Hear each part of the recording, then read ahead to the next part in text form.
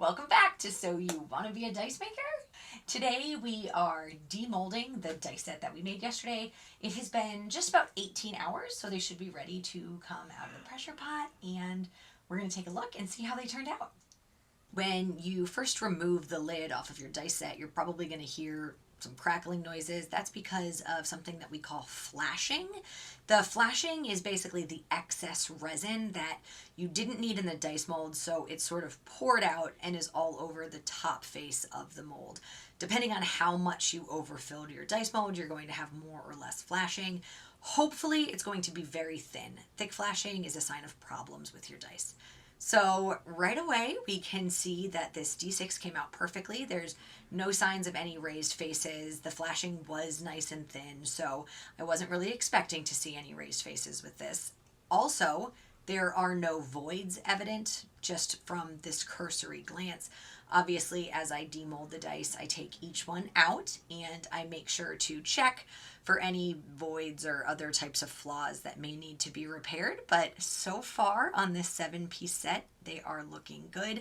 They're still very shiny, as you can see. I haven't used this mold a ton, but I have used it a handful of times. And so the fact that the dice are still so shiny right out of the mold is definitely a plus side on this mold from Orbital Dice. Nice shiny dice is definitely what you want to see coming out of the mold. Also, I did mention in the mold review how sort of springy this silicone is. You can definitely see that in this demold. It just comes right apart. It is so easy to demold. I don't know what silicone this is, but it really is fantastic for working with in terms of demolding. As I've said, when I make molds, I like to use a firmer silicone, but that's just because with squishier silicones, I personally make more mistakes with like the cap and stuff. For people who are really, really good at mold making, this squishy silicone definitely has a lot of pros. I'm not getting pain in my knuckles, even though I have arthritis. And that does happen a lot with my firmer silicone. So I will break down some types of silicones more in a later video. But for now, I did want to mention just how springy this one is because I did mention it previously. Next up, we're going to be demolding the Jumbo Spin Down dice from Nano Lab Maker. As you can probably see, this one had some issues right away. There is a big hole, or what we would refer to as a void, right on the top of the dice. It does cover the one face, but there is a little thin layer protecting the indentation from that number, as you can see right here. So this actually may be patchable with some UV resin. I can save that for a later episode. We're not going to get into UV patching today, but this dice might be salvageable. I was disappointed that it was a fail, but I was also kind of glad because you get to see what that might look like. Next up, we have the two molds from Warpy Dice. Don't forget, one of these did not go into the pressure pot and the other one did.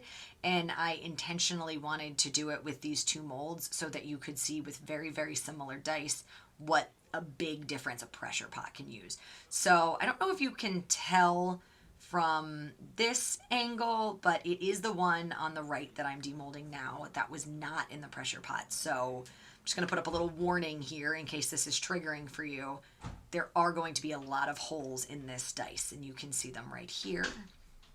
I'm trying to hit them with some light so you get a really good idea of what they might look like. They are very small, but in my opinion, they are far too severe to make this a sellable dice. You could certainly use it for your own needs, but it's not going to be good to sell. Now, this one here is the one that was in the pressure pot. So you're seeing that nice, beautiful, shiny finish. The other one seemed so much more dull. And again, that's just because of all those teeny tiny bubbles. Some so small that you can't even see, but they would create a more matte effect on the dice. Now, the final mold is from Dueling Dragons dice, and this is what I was talking about, unfortunately, in the mold review. I have never had a pour from this mold that didn't come up with at least a mild raised face, and that's what we're seeing here. I could actually tell before I even took the lid off, and that is not a great sign. This is actually a pretty bad raised face, and I did squish it down very hard, and I did have an old mold on top of it to act as a mold weight, and that's really about all you can do here. However, this is another case of I'm glad this happened so that you got to see what it looked like firsthand in this video. So you may be wondering now what the next steps are for each of these dice. Well, we're going to let the dice chill out for a minimum of 3 days just to make sure they are completely, fully cured. And once that happens, we can actually go ahead and sand them down, clean up any rough edges, and then polish them up. So I'm going to show you a little bit about how we do that tomorrow. I'm just going to be doing it on the full set. We're not going to address any of the singles right now because I just don't want to be overwhelming in any way. And so, thanks to the magic of filmmaking, I can assure you that by tomorrow's episode, it has been at least 3 days, and we can go ahead and polish them up. I'm going to show you what I recommend for beginner polishing tips. This isn't going to be anything too crazy. All you're going to need is 1 pack of Zona papers. I have linked that in the description below if you don't know what that is. But that's all you're going to need. Bonus points if you want to get a bottle of Meguiar's polish. This one works great. I'll link that in the description below as well. You don't need to have this, but if you want to get it, it will make the finish of your dice a little bit better. So come back tomorrow and I will show you how to polish up this beautiful black sparkly dice set that we have made together.